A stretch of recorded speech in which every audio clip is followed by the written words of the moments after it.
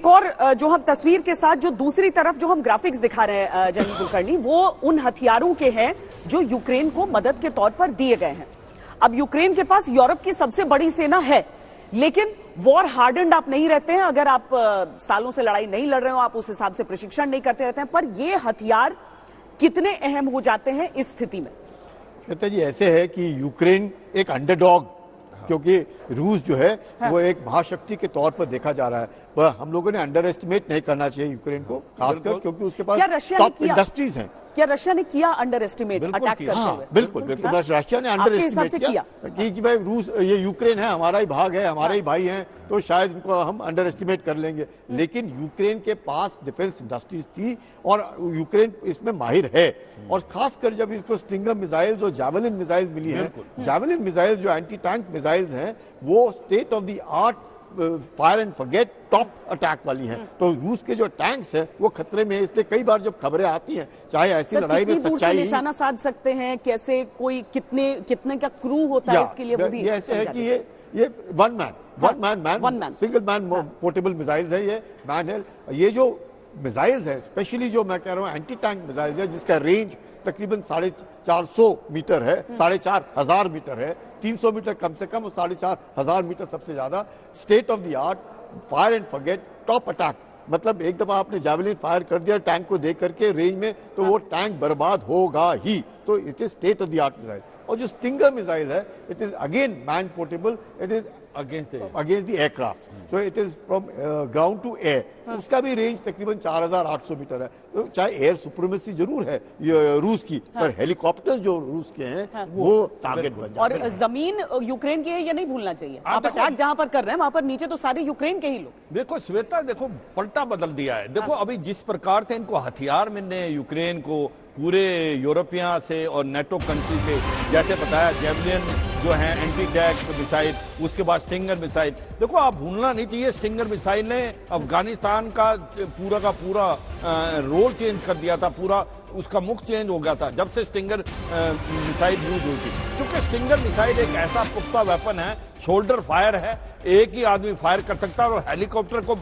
जब फायर करता है तो हेलीकॉप्टर वो शॉट उसको हिट करता है। मेरा मतलब यह है कि जिस प्रकार से सोचा था रूस ने कि वो जल्दी ही कीव को घेर लेंगे और कीव का ऊपर एक गिर जाएगा, वो नहीं हो रहा। और इसकी वजह 2-3 हैं। एक तो यह है यूक्रेन की फौज का मोराल बड़ा हाई है, it is a man behind the machine which count, ये हमें नहीं भूलना चाहिए। दूसरी जो उनकी लीडरशिप है, एक यंग प्रेसिडेंट है जेलेंस्की, वो खुद आगे आए हैं, उससे भी एक पूरा का पूरा मोटिवेशन है। थर्ड जो है पब्लिक लड़ना चाहती है। ये जो बार बार बातचीत कर रहे हैं कि रूस नहीं चाहता यूक्रेन के कैजुअलिटी हो, मैं नहीं सहमत हूं इससे, क्योंकि यूक्रेन के अंदर जो डोनबास का इलाका है, जो कि लुहांस्क और डोनबैक्स था, वो मैं मानता हूं रशियन है ज्यादा, वहां पर रशियन स्पीकिंग है। 18% लोगों के पास जो है रशिया पासपोर्ट है, मगर जो रेस्ट ऑफ यूक्रेन है वहां पर ये यूक्रेन हैं, इनके अंदर ये they are proud Ukraine, they don't want to be under Russia.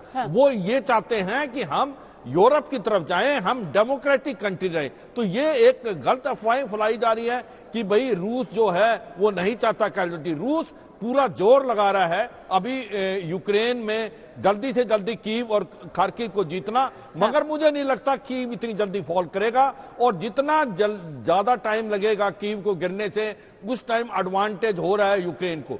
अब वो कंट्रियां जो कि अभी न्यूट्रल थी, अभी वो सब की सब आ रही हैं यूक्रेन की तरफ। यूक्रेन की पूरे वर्ल्ड के अंदर एक सिंपैथी वेव यूक्रेन की तरफ जा रही है। जो दूसरे देश थे वो खुल के बोल रहे हैं पुतिन के अगेंस्ट। मुझे लगता है जो एडवांटेज पुतिन को शुरू में था वो अब नलीफाई हो गया है। यूक्रेन अब बहुत जबरदस्त लड़ रहा है, और जैसे जैसे लड़ाई बढ़ेगी यूक्रेन को फायदा है। और मुझे लगता है जो हथियार दिए जा रहे हैं यूरोपियन से, उसका बहुत बड़ा इंपैक्ट होगा। और जो ये सैंक्शन लगाई हैं, जिनको शुरू में हम सभी सोच रहे थे, बल्कि मिलिट्री स्ट्रेटेजिशियन हैं जैसे हम, जनरल कुलकर्णी, बाकी भी, उन्होंने सोचा यार इतना ज्यादा इंपैक्ट नहीं होगा। मगर जब से इनको स्विफ्ट के बैंकिंग सिस्टम से एक प्रकार से निकाल दिया है, उसके बाद इनके जो फॉरेन रिजर्व को एक प्रकार फ्रीज कर दिया है, उसके बाद इनकी एयर स्पेस जो है उनके एयरक्राफ्ट नहीं आ सकते और मीडिया को भी बैन कर दिया है। मुझे लगता है अब इसको हर्ट करेगा और अब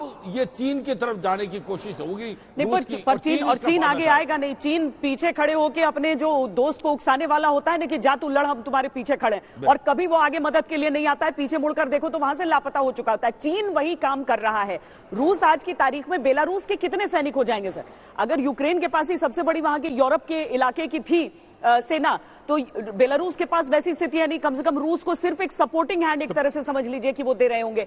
घेर चुके हैं हाँ यूक्रेन को चारों तरफ से, लेकिन यूक्रेन ने जो स्पिरिट अपनी दिखा दी है उसके बाद अब रूस का प्लान बी क्या, मुझे लगता है प्लान सी पे पहुंचने की जरूरत है। अभी क्या है श्वेता, अगर आप देखेंगे यूक्रेन और पूरे विश्व का मकसद है इस लड़ाई को खींचना और रूस का मकसद है लड़ाई को जल्दी खत्म करना, क्योंकि जो सैंक्शंस लग रहे हैं रूस के ऊपर अब वो तकरीबन 15-20 दिन, एक महीने के अंदर नजर आने लगेंगे। अगर ये लड़ाई खिंच गई तो फिर रूस को तकलीफ होगी और इसलिए रूस चाहता है लड़ाई जल्दी खत्म किया जाए। और जिस प्रकार से यूक्रेन है वो चाहता है अब फाइटिंग इन बिल्टअप एरिया होगा, कीव के अंदर, खारकीव के अंदर। अगर कीव भी देखे नॉर्थ और नॉर्थ ईस्ट, नॉर्थ वेस्ट से तो गिर गया, पर साउथ एंड साउथ ईस्ट पूरा खुला है। वैसे ही खारकीव है, एक तरफ से तो गिर गया पर एक तरफ से पूरा खुला है। तो और आबादी देखिए आप, कीव की आबादी 30 लाख के आसपास, खारकीव की आबादी 15 लाख के आसपास। ये कोई छोटे मोटे शहर नहीं है, बहुत बड़े शहर है। लेकिन रूस जो है, चाहे उसने एयर सुप्रीमेसी ले ली, चाहे उसने नेवल ब्लॉकेट कर दिया, पर जो ग्राउंड की लड़ाई है जो आखिर में वही बताएगा, बूट्स ऑन ग्राउंड बताएंगे कि क्या यूक्रेन की जीत हुई या रूस की जीत हुई। जब तक लड़ाई नहीं थी तब तक आर्थिक प्रतिबंधों की बात थी भी, लेकिन जब एक बार लड़ाई छिड़ गई उसके बाद तो गोली बंदूक, टैंकों, फाइटर एयरक्राफ्ट की बात आ जाती है। और इस स्थिति में लग नहीं रहा कि रूस जो चाहता था वो हो रहा है। हाँ, जंग हो रही है, ये रूस चाहता था, लेकिन जंग का निष्कर्ष क्या है ये रूस नहीं चाहता।